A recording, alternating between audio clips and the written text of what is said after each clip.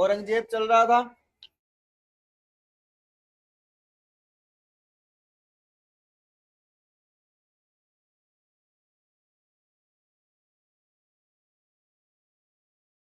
औरंगजेब के इतिहास की कई घटनाएं हमने पढ़ी और उनको लिखवा भी दिया। अब देखो कुछ अन्य बातें जो औरंगजेब के इतिहास से जुड़ी हुई है। देखो, औरंगजेब की पत्नी थी दिलरास बानो।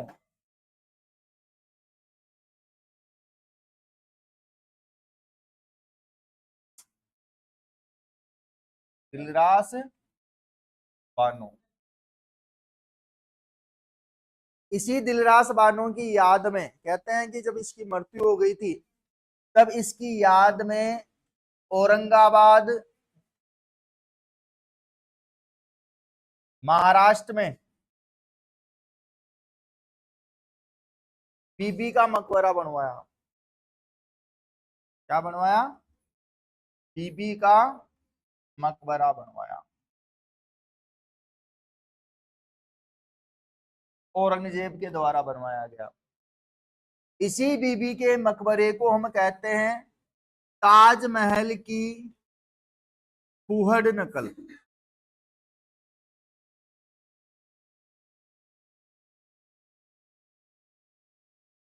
क्या बोलते हैं? ताजमहल की फूहड़ नकल, मतलब बिगड़ा हुआ रूप ताजमहल का। फूहड़ का मतलब, इसी को हम कहते हैं दक्षिण भारत का ताजमहल। दक्षिण भारत का ताजमहल भी कहा गया है। ध्यान रखना। अब निर्माण कार्य तो इसका बताया जाता है, लेकिन कुछ ये लोग कहते हैं कि भाई इसकी मृत्यु के बाद में आराम शाह ने इसको कंप्लीट करवाया, लेकिन ऐसा कुछ भी नहीं है। औरंगजेब के द्वारा ही बनवाया गया है। कई बार पूछा हुआ भी है कि बीबी का मकबरा कहाँ पे है, किसके द्वारा निर्मित करवाया गया है, किसकी याद में करवाया है। तो ध्यान रखना, इसकी याद में बनाया था। ये पत्नी थी, तो शाहजहां ने भी अपनी पत्नी को याद करने के लिए ताजमहल बनवाया, और औरंगजेब ने भी अपनी पत्नी दिलरास बानो बेगम को याद रखने के लिए क्या बनवाया? बीबी का मकबरा, जो कि ताजमहल की नकल करने के लिए बनाया गया, लेकिन नकल बनी नहीं वैसी। क्योंकि शाहजहां के बारे में कहा जाता है ना कि ताजमहल बनाने वाले कारीगरों के हाथ कटवा दिए थे, कि दोबारा ऐसा नायाब नमूना न बन सके। कोशिश तो की, लेकिन उस तरीके से बन नहीं पाया, इसीलिए इसको क्या कहते हैं? ताजमहल की फूहड़ नकल के रूप में जानते हैं। रहेगी बात याद।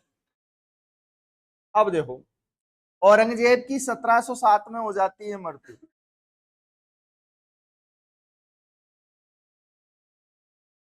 और इसी मृत्यु के साथ मुगल वंश का पतन होना शुरू हो जाता है। औरंगजेब के बाद मुगल वंश का पतन होना शुरू।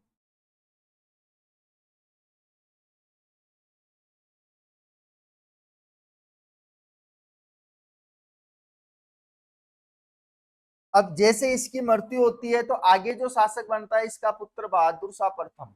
कौन बनता है? बहादुर शाह प्रथम। तो एक बार औरंगजेब के बारे में ये बचा कुचा जो भी मैटर है वो और उतार लो।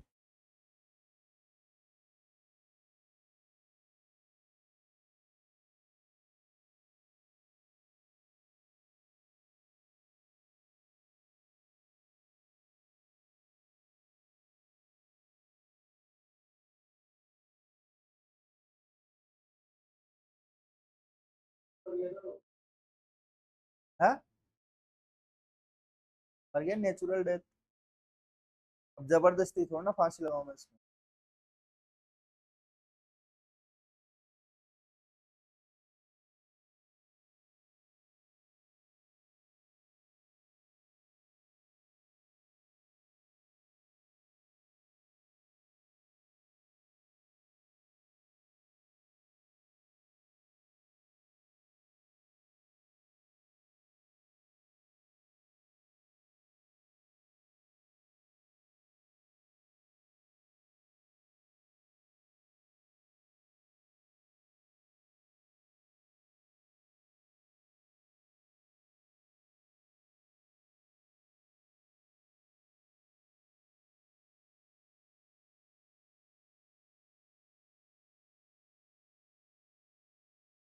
अब देखो इतिहास में सब अपनी बीवियों के लिए कुछ ना कुछ बना के गया है। अगर तुम नौकरी नहीं लगे ना तो हो सकता है किराए में भी नहीं रख पाओगे। अब जो कह दिया वो एक बार कह दिया, बार बार नहीं बोल। हाँ, अरे तुम भी ताजमहल बनवा के जाना। तो खुद का मकान और ताजमहल में रात दिन का अंतर है। हाँ,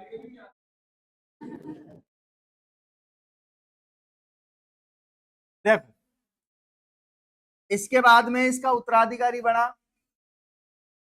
कौन? बहादुर शाह प्रथम। क्या नाम था बहादुर शाह प्रथम का वास्तविक नाम? मुअज्जम पढ़ाया था। तो ध्यान रखना, इसके बाद में जो शासक बना वो था बहादुर शाह प्रथम।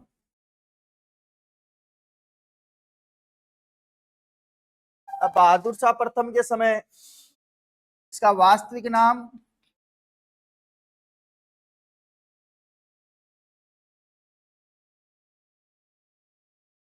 मुअज्जम। और इसी ने एक युद्ध लड़ा था, जाचो का युद्ध। लड़ा था क्या? कहां पे? किसको हराया था इसमें? अपने भाई आजम को हराया। अपने भाई आजम को हराया। और क्या बना? मुगल शासक बना।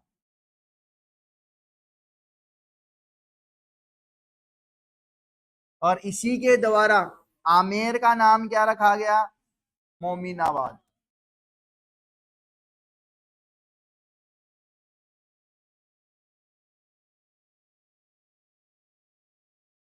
आई बात समझ में? अब इसके बाद के जितने भी शासक है वो आए राम गया राम, आए और गए, कोई ना कोई मार जाता था, कोई ना कोई मार जाता था। लेकिन एक बढ़िया अच्छी बात लगी मुगल शासकों की कि इन्होंने किसी की अधीनता स्वीकार नहीं, लेकिन लास्ट में जब लगा तो इन्होंने मराठाओं को टैक्स देना कबूला। और ये टैक्स देने की वजह से धीरे धीरे धीरे मराठा शक्ति उदय हुई और धीरे धीरे मुगल वंश का क्या हो गया? पतन। इसीलिए कहा जाता है कि औरंगजेब की मृत्यु के बाद में मुगल वंश का पतन होना शुरू हो गया था। और अंतिम मुगल सम्राट का जो नाम मिलता है फिर हमें, अंतिम मुगल सम्राट जो मिलता है उसका नाम है बहादुर शाह सेकंड, द्वितीय, जिसका शासनकाल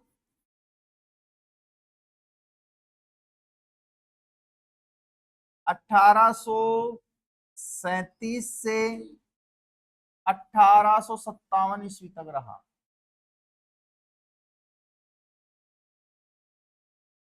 और यही वो व्यक्ति था जिसने मुगलों की मुगलों की क्या, अंग्रेजों की अधीनता स्वीकार नहीं की और अपने 4 पुत्र क्या करवा दिए? भेंट चढ़ा दिए। और बाद में इसे म्यांमार के अंदर रंगून जेल है वहां पे गिरफ्तार करके डाल दिया गया। और यहीं पर 1862 में इसकी क्या हो गई? मृत्यु हो गई। तो ध्यान रखना कि ये जो व्यक्ति है ये 1857 की क्रांति का नेतृत्व करने वाला था दिल्ली से, कि क्रांति का नेतृत्व किया।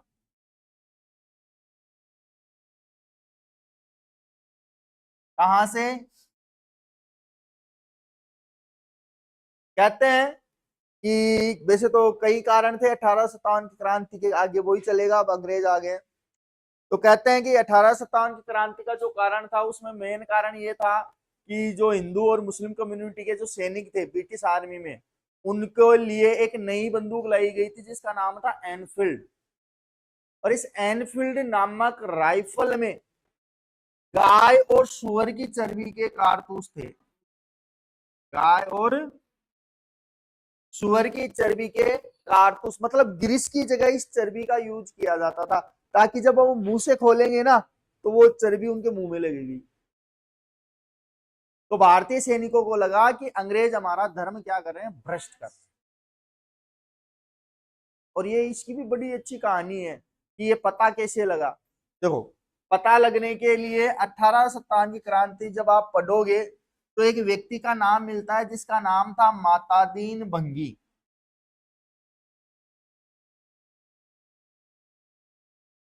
ये एक बार गया मेरठ, एनफील्ड राइफलों का ट्रक लेके बंदूकें उतारने के लिए, कहां पे, मेरठ छावनी में। भाई मेरठ छावनी में जब ये एक बंदा गया तो इसी छावनी में एक व्यक्ति था मंगल पांडे। कौन? मंगल पांडे। तो भाई काम करते हुए इनको लग गई प्यास और पानी मांग लिया इसी पास में खड़े मंगल पांडे से।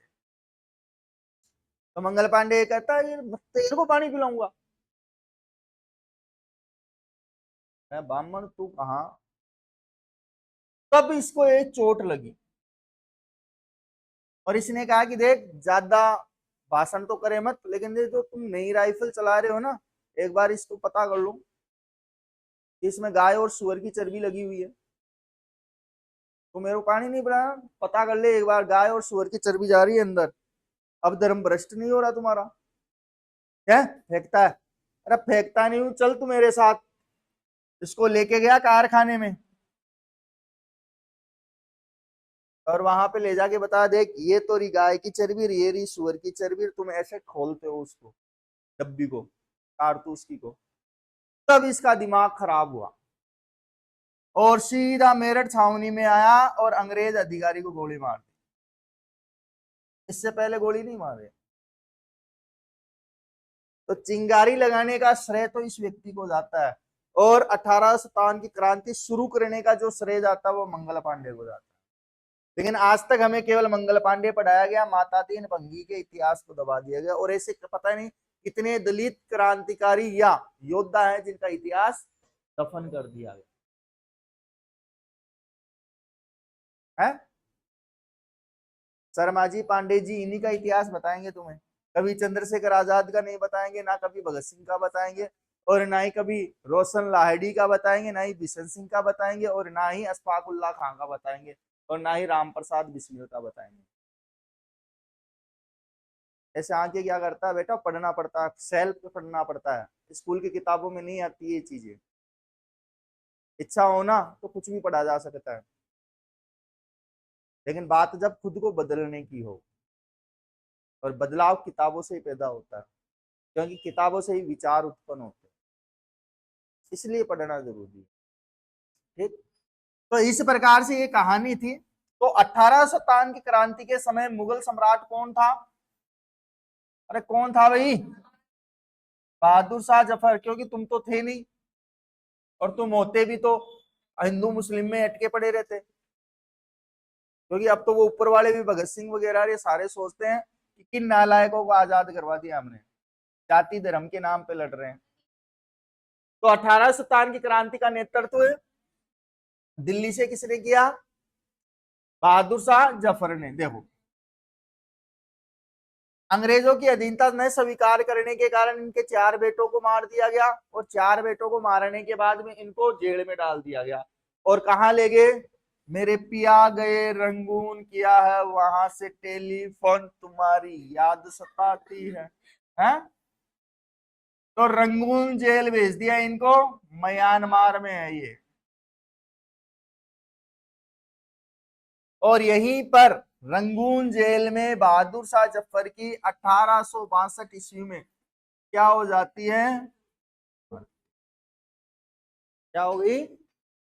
मृत्यु हो गई।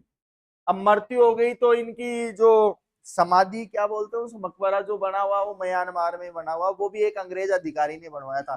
क्योंकि लास्ट टाइम जब ये रह रहा था तो उस अंग्रेज अधिकारी के पास में था, अंग्रेज अधिकारी ने ही अपने घर के बाड़े में वहां पे एक क्या बनाई, इनकी अंतिम संस्कार दफनाया था।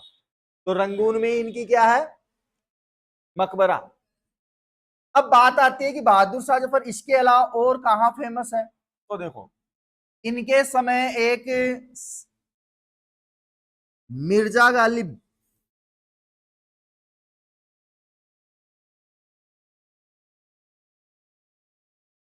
शायर हुआ करते थे।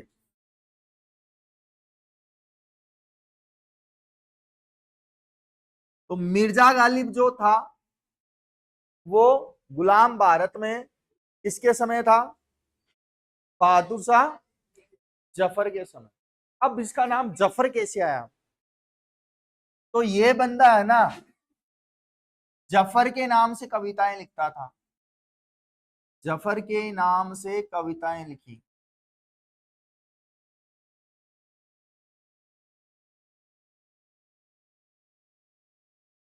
इसीलिए बहादुर शाह सेकंड को हम क्या कहते हैं, बहादुर शाह जफर।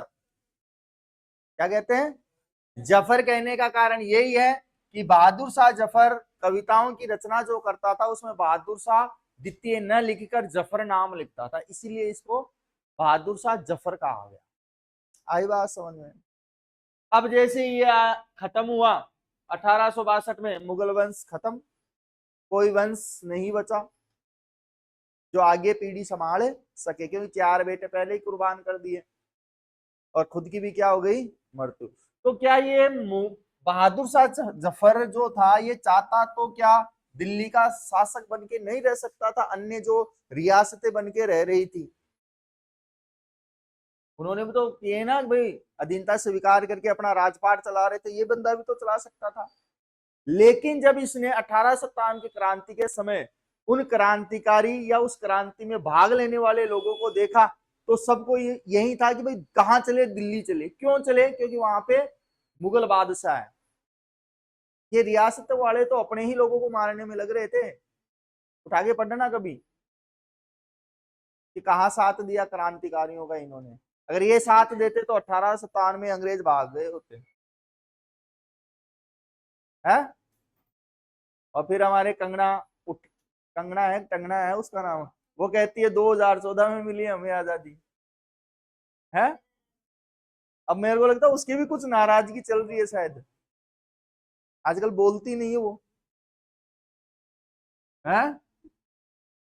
अरे 2014 की आजादी वाले अगर कोई बैठा हो तो वो अंग्रेजों का इतिहास न पढ़े, क्योंकि अगली क्लास में जो चालू होगा ना वो अब अंग्रेजी आएंगे। हो गया क्या, बहादुर शाह प्रथम देखो, अरे है क्या कोई जिसे 2014 में आजादी मिली हो, मतलब वो समझ गए जिनके समझ में आता है। भैया मैं तो खैर 89 में जन्म लिया, लेकिन ये पक्का है कि हिंदुस्तान है ना 1947 में आजाद हुआ था। अब किसी को लगता है 2014 में, तो भैया वो उनकी थिंकिंग है। क्यों विनायक, उतार लो फटाफट।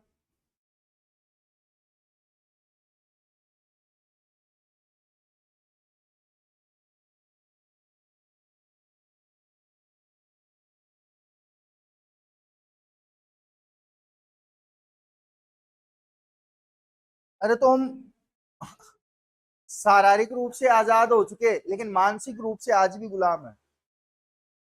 शारीरिक रूप से तो आजाद करवा दिया लोगों ने, लेकिन मानसिक रूप से आज भी गुलामी है।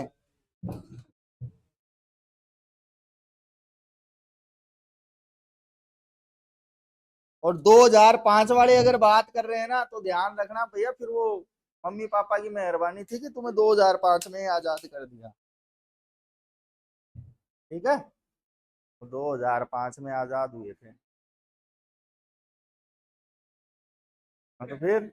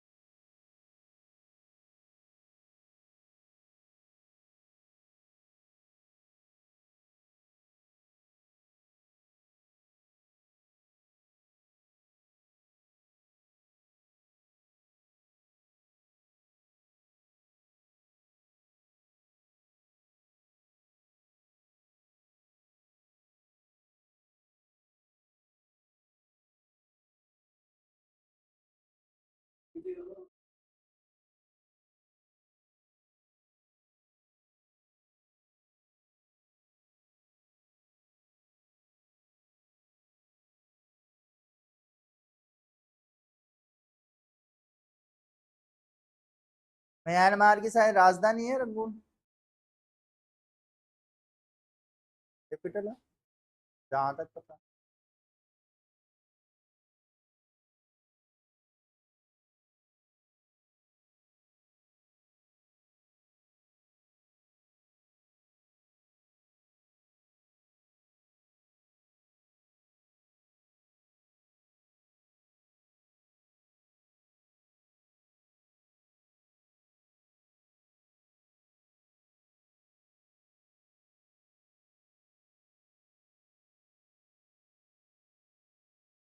हो गया।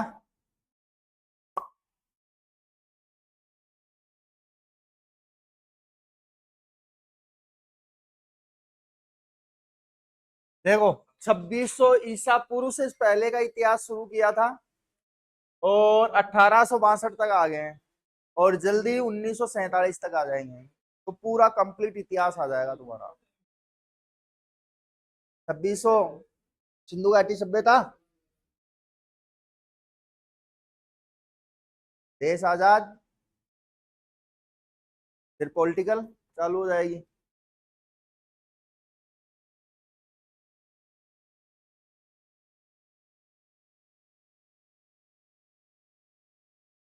इसका मतलब क्या होता है?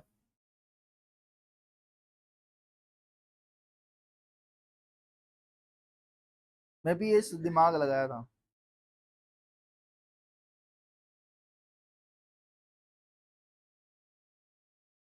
तो भाई मिर्जा गालिब की कोई शायरी आती हो तो सुना सकता है कोई भी बंदा।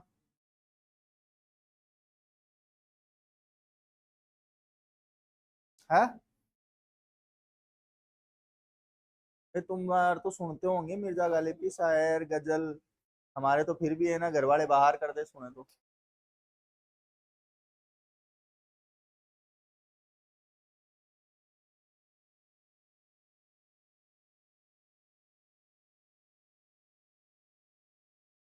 नहीं बता, सुना दे भाई, सुना दे, निकाल लिया तो तू सुना दे।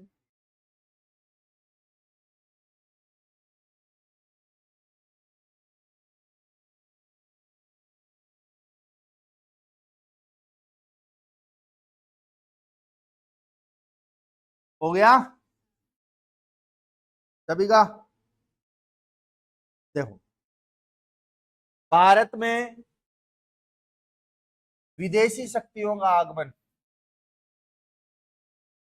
भारत में विदेशी शक्तियों का आगमन।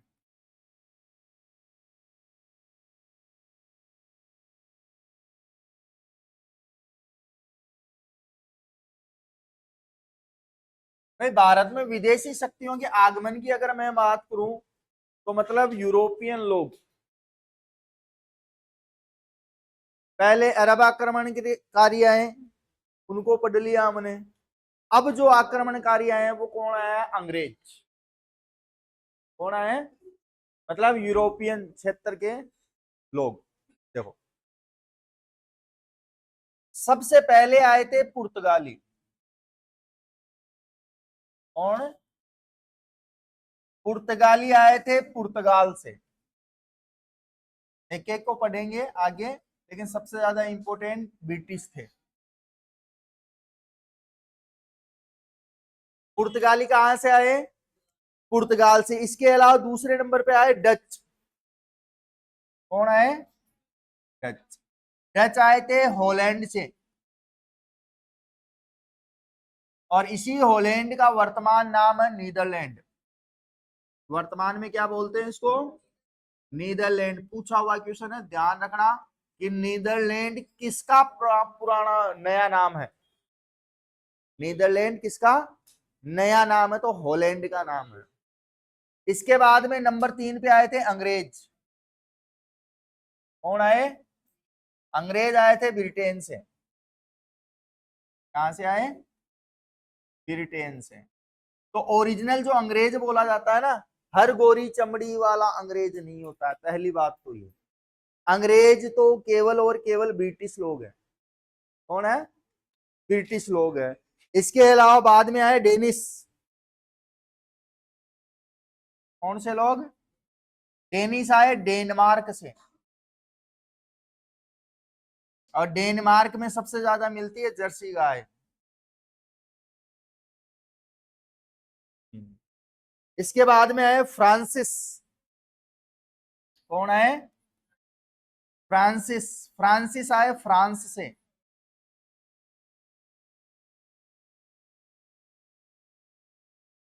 स्वीडन। इन स्वीडन के लोगों को क्या बोलेंगे? स्वीडिश। Swedish Swedish Swedish. कहां से आए? स्वीडन। तो ऐसे 6 विदेशी आक्रमण करे भारत पे अटैक किए, जिसमें सबसे पहला नाम मिलता है पुर्तगालियों का। उसके बाद में डच। डच के बाद में अंग्रेज आए। अंग्रेज के बाद डेनिस। डेनिस के बाद में फ्रांसिस। फ्रांसिस के बाद में स्वीडिश। अब आगे बात करें कि पुर्तगाली कहां से आए? पुर्तगाली कहां से आए? पुर्तगाल से। डच लोग कहां से आए? हॉलैंड को ही आज वर्तमान में क्या बोला गया है? क्या? नीदरलैंड। आवाज नहीं है, तेज बोला करो, कम सुनता हूं मैं। अंग्रेज कहां से आए? और हर गोरी चमड़ी वाला अंग्रेज नहीं होता है, जो ब्रिटेन के हैं, ब्रिटेन वाले हैं, मूल रूप से वही अंग्रेज माने गए हैं। डेनिस डेनमार्क, फ्रांसिस, और स्वीडिश स्वीडन से आए। तो इस प्रकार से 6 आक्रमणकारी रहे, जिनमें सबसे पहले इंपोर्टेंट लेते हैं हम नंबर 1 पे पुर्तगाल। सीधा ही पढ़ लो, पुर्तगाल ही मेन है इसमें, बाकी मेन नहीं है। कौन? पुर्तगाली। देखो, एक व्यक्ति था जिसका नाम था वास्को डिगामा।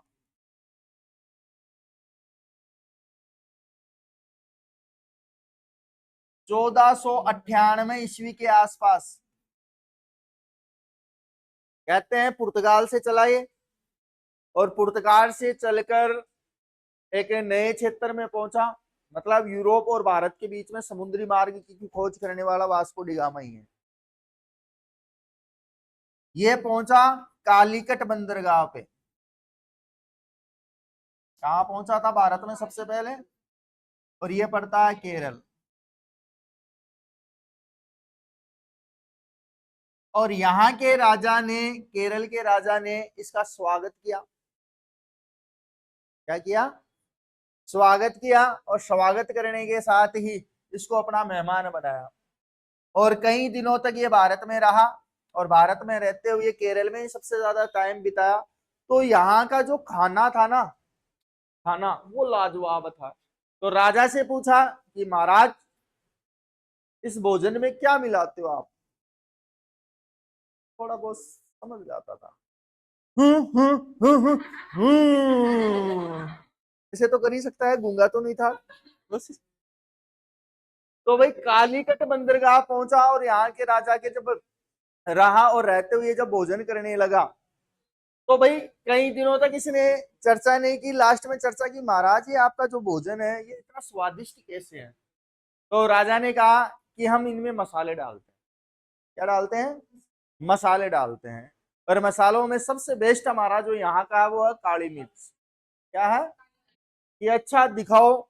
उसने देखे यार छोटे छोटे दाने। तो कहते हैं कि जब वास्को डिगामा वापिस गया था, तो वो काली मिर्च के कुछ पैकेट अपने साथ ले गया था पुर्तगाल, और इस एक काली मिर्च के चक्कर में हिंदुस्तान गुलाम हो गया। अगर हम उसी समय कह देता कि नहीं है, तेरे को खाना खिला दिया, चल यहां से निकल, क्योंकि और कहीं काली मिर्च नहीं होती थी। तो भाई यहां से काली मिर्च ले गया और ले जाके पुर्तगाल पहुंचा, और पुर्तगाल में सभी लोग देखे भाई आ गया, बड़े दिनों बाद में आया, पता नहीं कौन से क्षेत्र की खोज करके आया है। तो ये एक नाविक था, और नाविकों का काम होता था खोज करना। तो इसने यूरोप या पुर्तगाल से भारत के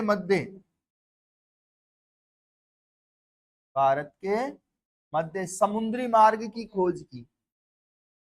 समुद्री मार्ग की खोज की।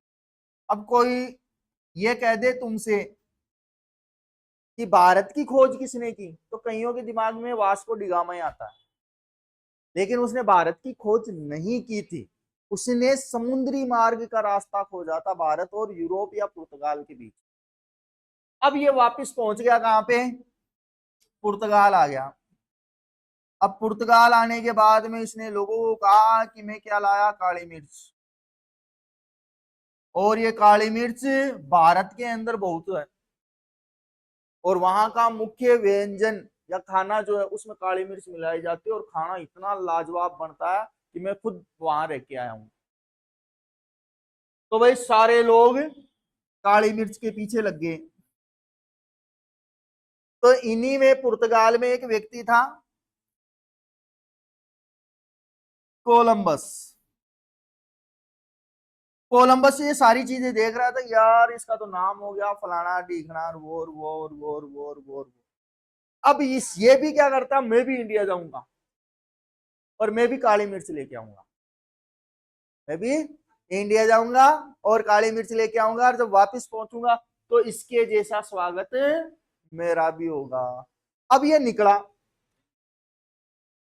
जाना कहां था, भारत, पहुंच गया अमेरिका।